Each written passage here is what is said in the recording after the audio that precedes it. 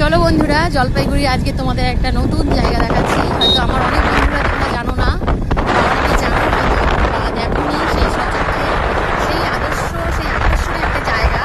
এই যে, বলো তো এটা কোন জায়গা? এটা হচ্ছে জলপাইগুড়ির সার্কিট হাইকোর্ট। তো সার্কিট ড্যান্স হাইকোর্টে এত সুন্দর মনোরম পরিবেশ দেখে কি ভালোই না লাগছে। আর যেহেতু হাই রোড, আমরা একটু সাইডেই যাচ্ছি। আমার কথাগুলো যদিও ভালো করে বোঝা যাচ্ছে কিনা তোমরা কমেন্টে বলো। আর যারা যারা দেখোনি তারা অবশ্যই দেখে নাও।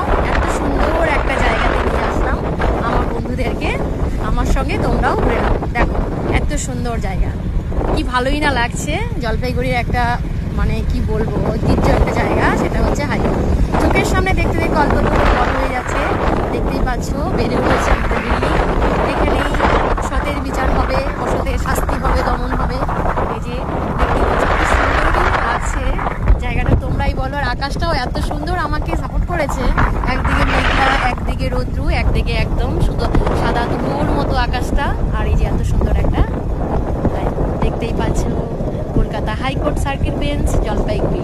তোমরা কে কে এই জায়গাটা দেখোনি তা ভালো করে দেখে নাও। জলপাইগুড়ি যারা যারা অনেক আগে এসেছিলে, যারা অনেক এখন চলে গেছো বাইরে, কেউ কেউ চাকরি সূত্রে, কেউ পড়াশোনার খাতিরে বাইরে আছো, তারা দেখে নাও কত সুন্দর লাগছে দেখতে। তোমরাই বলো, দারুণ লাগছে দেখতে, দারুণ অসাধারণ।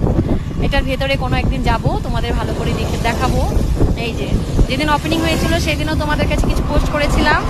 আজকে চলে আসলাম তোমাদেরকে দেখানোর জন্য। দেখো কত ভালো লাগছে, খুব সুন্দর একটা জায়গা।